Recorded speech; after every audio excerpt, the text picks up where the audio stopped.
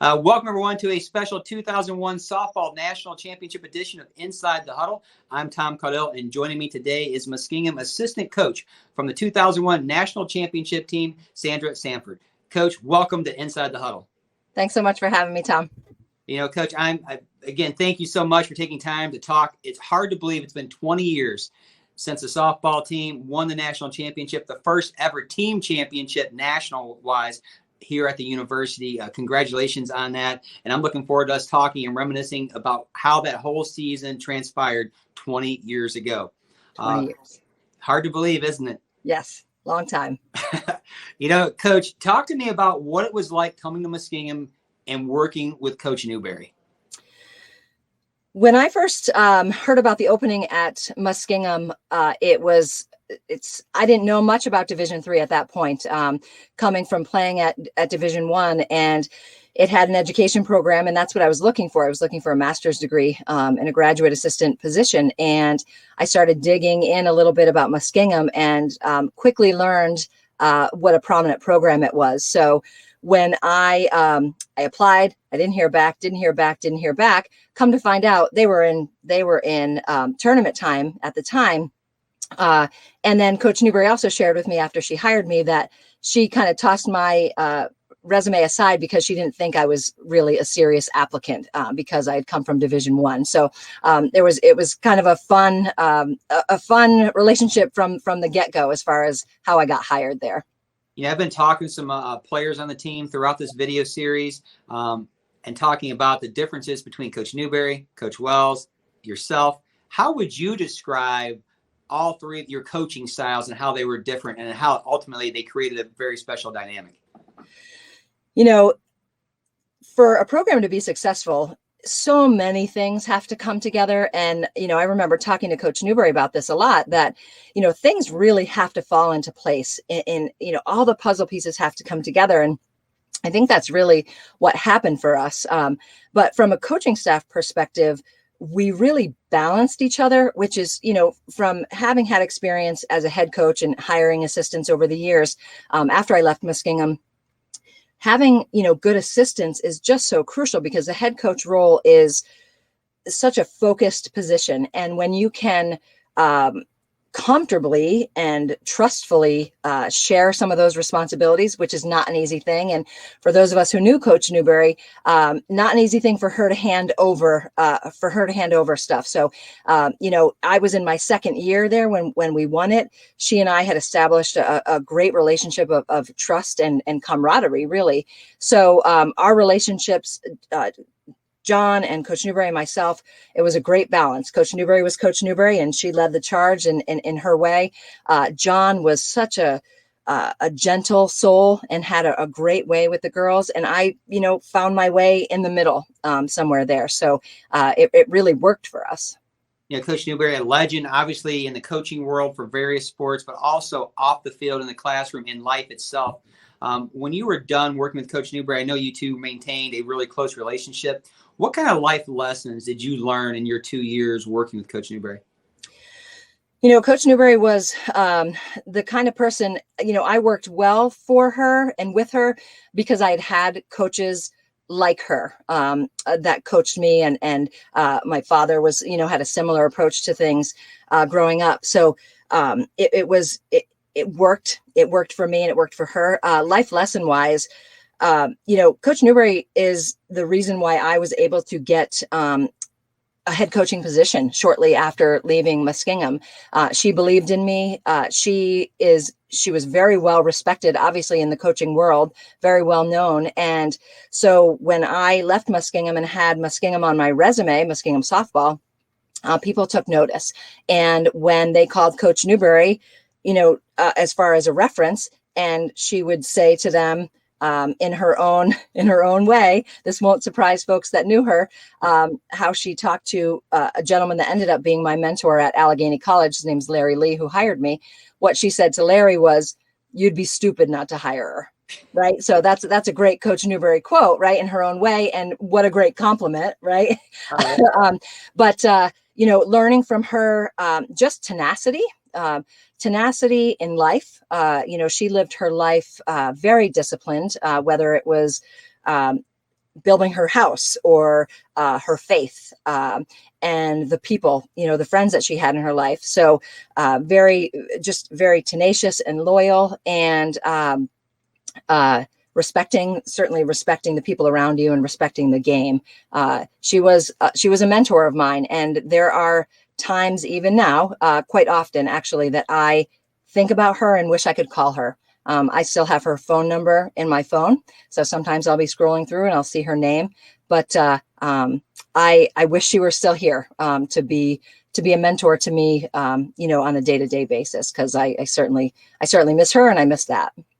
When you arrived at Muskingum, it's already a storied program, a lot of tradition going on. Your first year ended with a loss in the regionals against Alma. Alma, a rival of Muskingum in this region.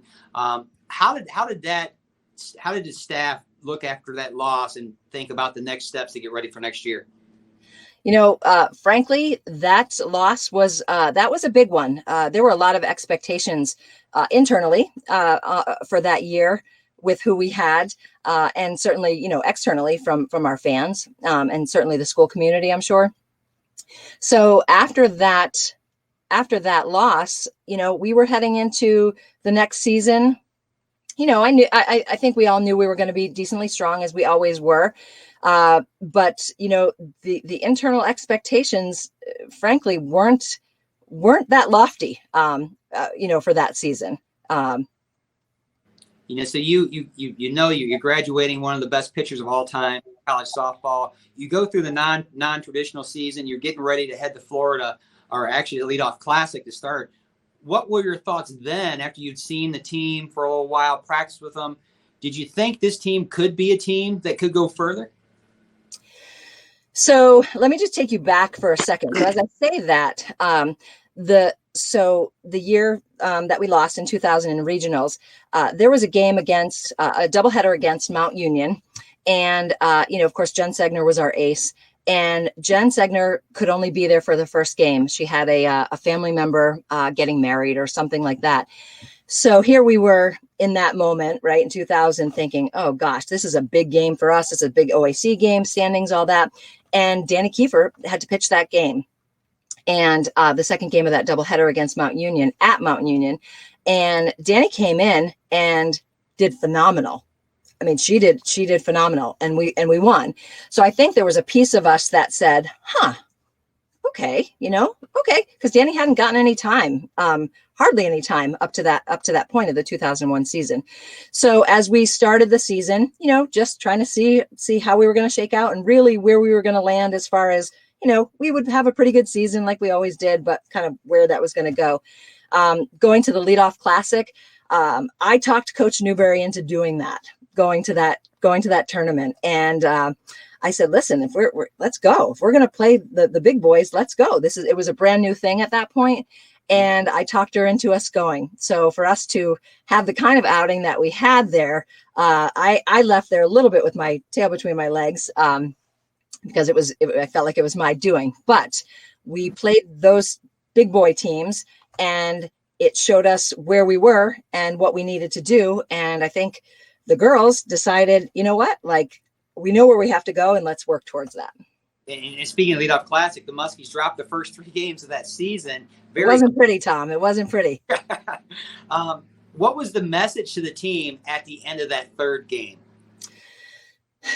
We learned a lot, actually. I mean, we really did learn a lot, because we were who we were. The teams came out, guns a-blazing, and those teams really played us, like it was the end of the season, like they had something to prove, which ultimately helped us because we learned a lot about how those teams operated.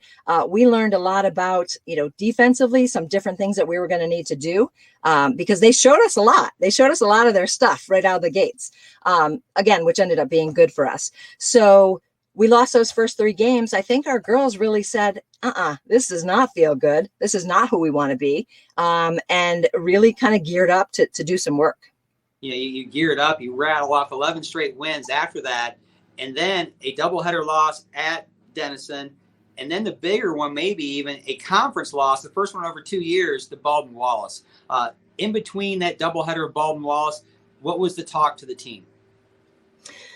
Again, I think it was a group that was trying to, really learn how to have some poise in winning and have some longevity in winning. So certainly the losses to Denison doesn't feel good. We had rattled off a bunch of wins. I think we were maybe starting to feel a little big for our britches. So I think anytime you have those kind of losses, again, it kind of shakes you up. And for us, I think kudos to our kids really showed their character.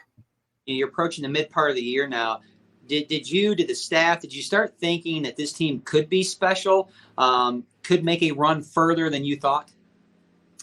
We did, because, as I said earlier, when a championship team comes together, there is a feeling about it. There is this sense of something special about a group.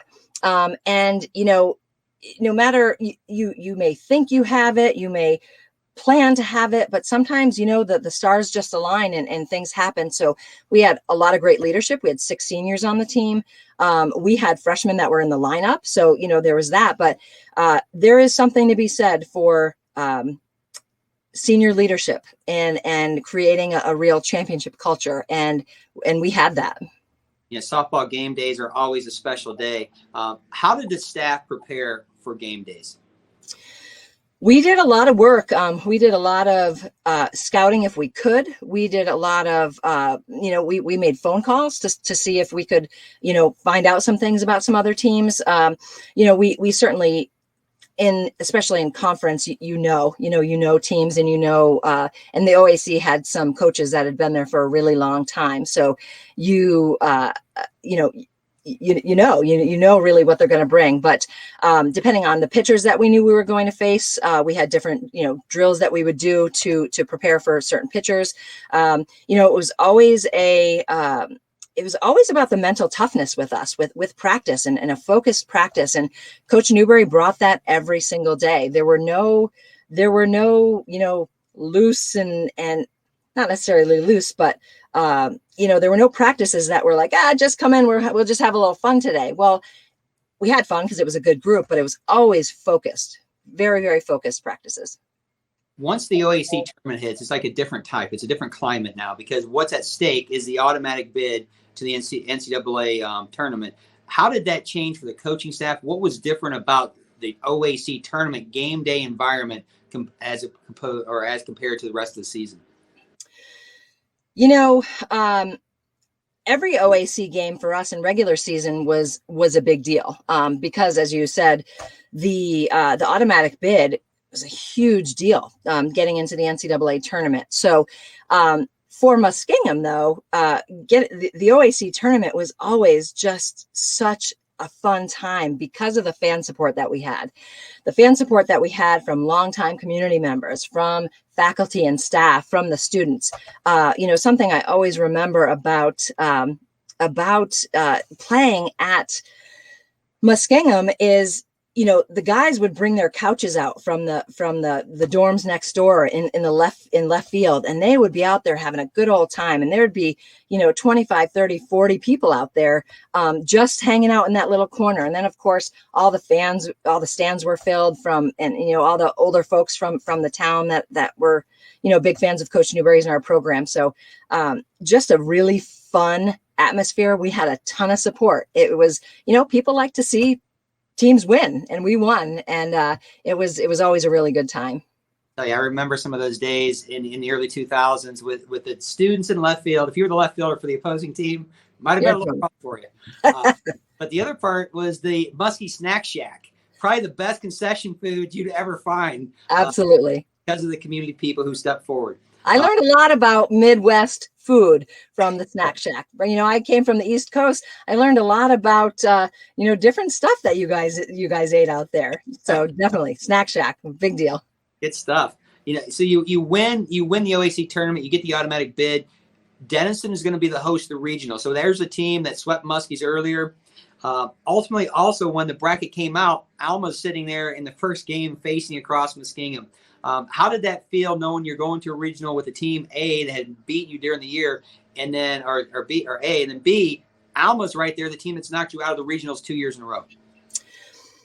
I think for me as a young coach at the time, I saw that and came at it with a little frustration that they would put us in that bracket with Alma. Coach Newberry being Coach Newberry, and in her wisdom, she said, "Bring it on, let's go." There's some retribution to be had here. And so Alma was always a big rival to Muskingum because we were both always in the regional tournament. So yes, so there was Denison who was a hurdle for us, and then Alma, who just was, a bee in our bonnet because of the year before and certainly years prior. So I think there were some things to prove for us heading into that tournament. And your first game, you beat Alma right out of the gate. How much of a relief was that to get that out of the way and keep moving in the top side of the bracket? It was huge because Alma, perennial powerhouse, and Coach Newberry always hammered home to our team that coming out in a tournament with a win puts you in such a better position, because you're coming out of a loser's bracket is always so challenging. To step in and get your first win of a tournament and be in the winner's bracket, big deal. So our kids came out and made that happen. Ultimately you had to face Denison for the right to go to the World Series. You got your revenge on Denison. When you get that golden ticket to the World Series and you're over there in Granville, right down the street from us, what was the feeling like on the team? It was an ecstatic thing. And to go back, interesting for Muskingum at that time, and maybe even now, because their opponents are all so close, OAC is so close. We didn't do any overnights throughout the regular season. That Denison tournament was an overnight trip for us. So again, it was just something different for our kids, having an overnight trip and staying over and being prepared, in a different way, being there. Beating Denison. And I remember, cell phones weren't that big of a thing back then. I remember borrowing a phone from somebody in the press box and calling back home to my family and saying, head into Wisconsin, book your flights. And, I remember that so clearly. And it also happened to be, it was Mother's Day that we won that day. So, just the kids on the bus were just so ecstatic. And really, for them, it was like, see, everybody doubted us, and see where we're headed. So it was a big deal, and the environment and the atmosphere was super fun. All that whole excitement. The next part is the coaches getting ready on who you might face. How much work went into the staff getting those scouting reports, scouring, whether it's phone calls or however you got to get it to get information so you go into playing some of these teams and you have stuff that you can share with your team? Yeah. It's a lot of work. And, Coach Newberry wrote about this in her book. And it was interesting to read that, as a Division III staff, it was Coach Newberry and I. John was there, on game days and at practices, but in the office, it was Coach Newberry and I. And so you're talking two people to make flight arrangements and, bus arrangements. And we certainly had the help of Kathy Smith, longtime administrative assistant there, and she did tons of work for us. But, we're doing scouting stuff, and we're making the phone calls, and we're making all of the travel arrangements and all that. So it was a lot. It was really busy, and our turnaround was pretty quick as far as when we were going to be heading out to Wisconsin. So we were trying to make some phone calls and talk to some folks and look back on other scouting stuff that we had. So it was a busy time for sure. What about when you first got in, Eau Claire? You're seeing the venue, you see the facility. How did that feel for the team, for you to actually be at the site now? It was exciting. I think that, anytime you step onto that big stage, it's there are some things that happen, right, physically, that you start to feel, your jitters and your nerves and realize where you are, right, and what's to come and what's happening. So for our kids, I think it was a little bit of a whoa. Wow, this is real. Like we're really here. But again, we had some great senior leadership that really tried to hold our kids and hold that group together, meaning let's approach this. And Coach Newberry always said this: you approach it as if you've always been here, right? You fake it till you make it. Yeah, that was the second time in 4 years that Muskingum advanced the World Series. So your seniors on the team knew what it was like. How much did you lean on the seniors to help the underclassmen? Huge, really big deal. That group had a ton of poise. That they just those guys had a lot of experience, aside from Danny Kiefer, who ended up being the big time leader out there, but had a lot of experience on the field. So a lot of them really led by example.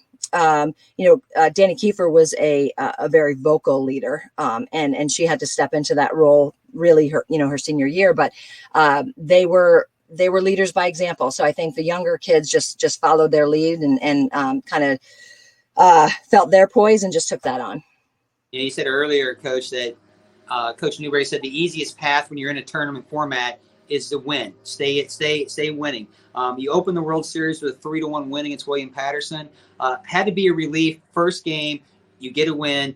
What did you talk to the team about after that game? Interesting, Tom. I pulled some stuff out this morning, some newspaper clippings, and I have a box of stuff, mementos from that time. And I don't fully recall this, but looking back on it, that wasn't a pretty game for us. It was, I think we had 4 errors defensively, and that was unheard of for us. Our defense was always super solid. So I think that showed a little bit of nerves. I think Coach Newberry really said, hey, listen, like there's no time for us to get used to our time here. It is, we're here, we do our thing. We need to be us now. We don't have time to kind of, wait and gear up. So yes, after not playing well and coming out with a win, we kind of chalked it up to, we'll take it. It wasn't pretty, but now we're moving on. You moved on to face St. Mary's, and this is going to be a couple totally different emotional tolls. One, it's a team that had beaten Muskingum early in the year on a run roll. But more importantly, what happens in pregame with Coach Wells going down there in pregame, ultimately the team deciding to play the game and not postpone the game. What was that like for the team, for the staff during those times? That is a time that is so etched in my world. Coach Wells and I were throwing batting practice on the practice field, which was adjacent to the game field.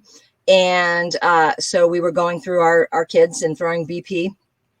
And I looked out of the corner of my eye. I saw him go down. It looked like to me he maybe had stepped on a ball and kind of rolled his ankle and went down. And ultimately, that wasn't the case. He had gone down because he was having a heart attack. So I was there. We called our athletic trainers in. Our players were stunned. We tried to, get our players away. They called the ambulance. The ambulance came. It was you're watching a coach, go down and have a very serious health event. And so we tried to shuffle our players off of that field, and the ambulance came. Our players were off the field. Coach Newberry asked me to take them. And so we sat for a while and kind of just tried to, figure out what was going on. Coach Newberry wasn't around for a while. I didn't know at that point if she had gone to the hospital with John in the ambulance. So finally I said, okay, well, as of this second, we're still playing. So I got the kids back up and we started doing some, just continued our warm up.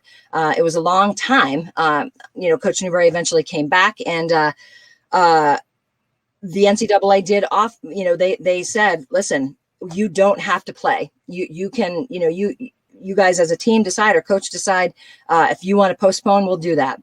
The girls ultimately said, nope, he would want us to play. At that point, we didn't know the seriousness of of the incident. We didn't know anything at that point.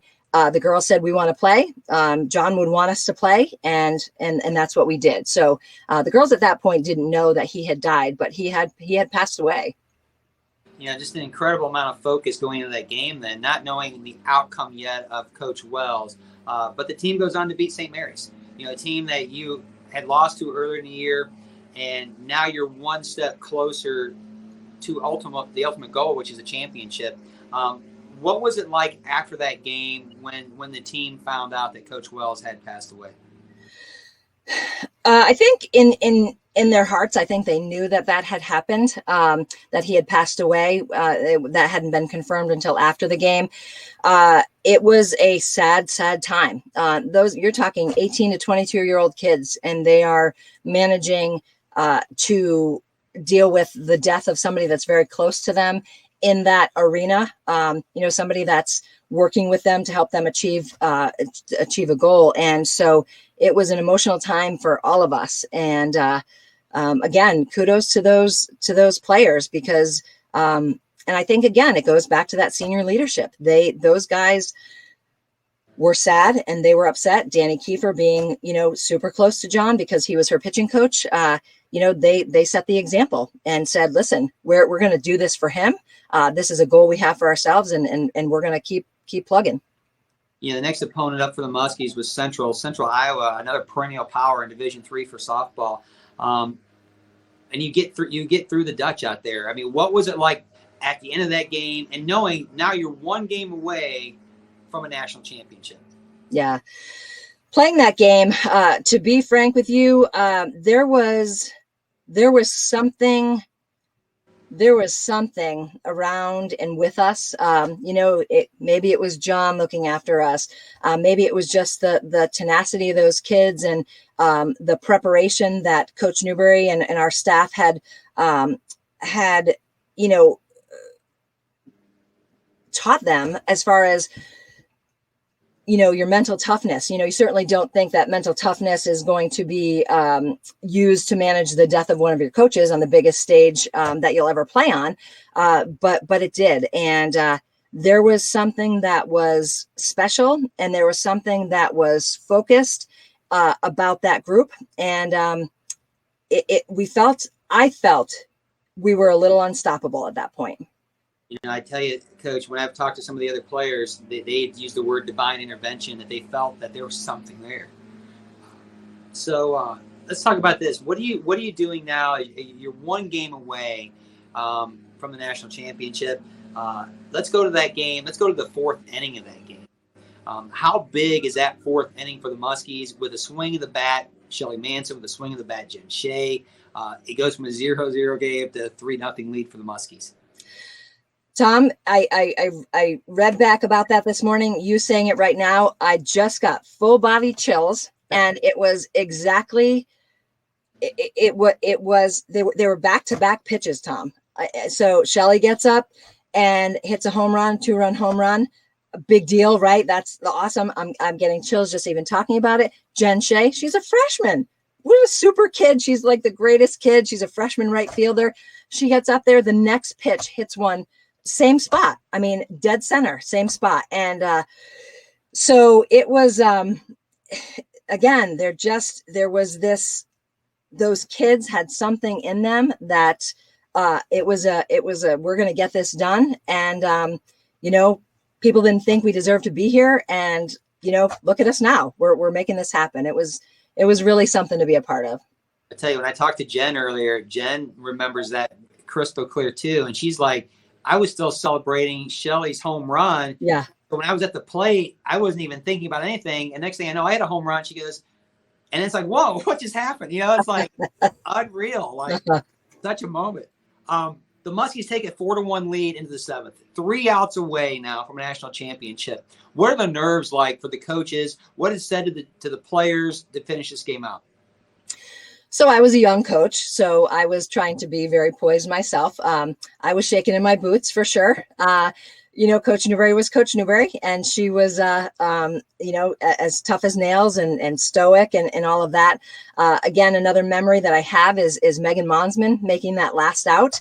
There are times in your life that, you have these memories, and that's one of them, of her getting that, hard ground ball and throwing over to Carla, and Carla, on first base, and there it was. And, the celebration that happened after it and all of that. But certainly that kind of stuff doesn't sink in for a while, but we had so many fans out there that, it felt like almost a home game for us because we had so much support out there and so many fans. And President Steele, the president of Muskingum at the time, was there, and the late Janet Heater Bass was there, and my family was there, and all the players' family. So the crowd support that we had there was awesome, as it was throughout the whole season.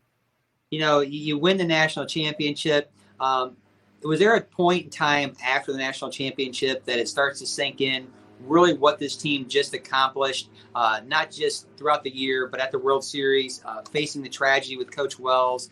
When did that actually sink in? I think it didn't really sink in until we got home. And we got home. It was a late night, and we got home to a crowd of about 200 people waiting for us. And and a lot of people don't, but if you've never experienced having like a welcoming crowd, or having an escort into town, or by the police or the firefighters, those kind of things are like, whoa, this is a really big deal. So for us to arrive back on campus at, I don't know, it could have been 11 o'clock at night, and have, I do not exaggerate, there were 200 people lining that street and lining the rec center. And you start to think, oh my gosh, like, we really did this. We really, really did this. And look at these people celebrating us. So again, it was a really special time. Coach, the team ended the year with an NCAA record 34-game winning streak, a school record 47 wins for that season, numerous student athlete and coaches honors. When you think back, and you besides your two teams, a lot about Muskie softball. How would you describe that 2001 team? Disciplined. Disciplined, and I do have to go back to to Danny Kiefer in the story of all of that, because Danny was a player who sat the bench and played JV for 3 years, right? Because she was pitching behind Jen Segner, and so a testament. And I remember having a conversation with Danny in the airport, heading out to Wisconsin, saying, not everybody.